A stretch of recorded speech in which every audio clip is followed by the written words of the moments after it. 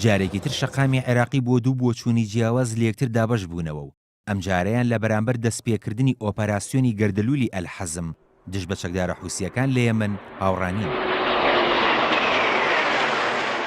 ناکۆچی نێوان سەرکردەکانی سوننە و شیعە لە عێراق لە پرسە ناوخۆییەکانەوە بۆ پرسە نێودەوڵەتیەکان تێپەڕیان کردووە و شیعەکان ناڕەزاییان لە بەرامبەر ئۆپەراسیۆنەکە دەربڕیوە.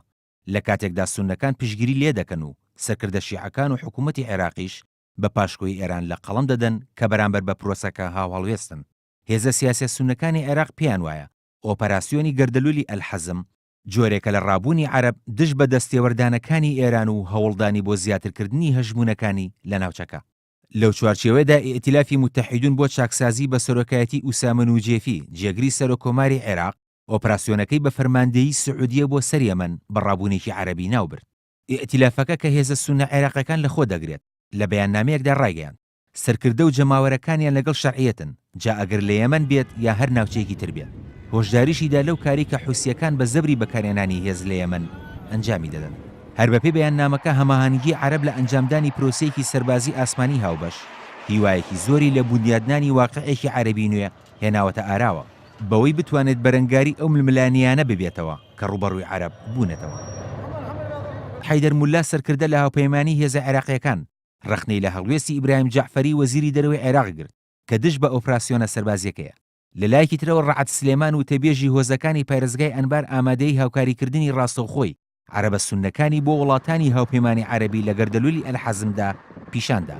هەندێک لە هۆزە سوننەکانیش داوایان کردووە پرۆسە سەربازیەکە فراوانتر بکرێت بە جۆرێک هەریەک لە عێراق و سووریاش بگرێتەوە.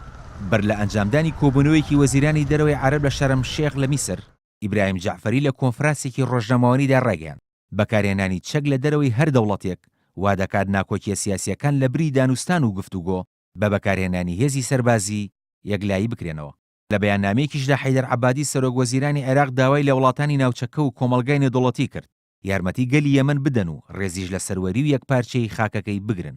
لەلایەکی ترەوە لە بەیاننامەی کۆتایی لووتکەی کۆمکاری عەرەبیشدا کە لە هاوینە هەواری شەرم شێخ لە میسر بەڕێوە چوو داوا لە چەکدارە حوسیەکان کرا دەست بەجێ لە سەنعای پایتەخت و دامەزراو حکومیەکان پاشەکشە بکەن و چەکەکانیشیان ڕادەستی حکوومەت بکەن.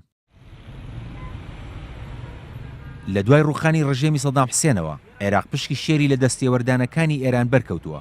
هەروە زۆربەی شەڕەکانی سوپا و حەشدی شەعبی دژ بە چەکدارەکانی دەوڵەتی ئیسلامی ناسراو بە داعش بە سەرپەرشتی ئێران ئەنجام دەدرێن. کاروان شێخ موحسین NRT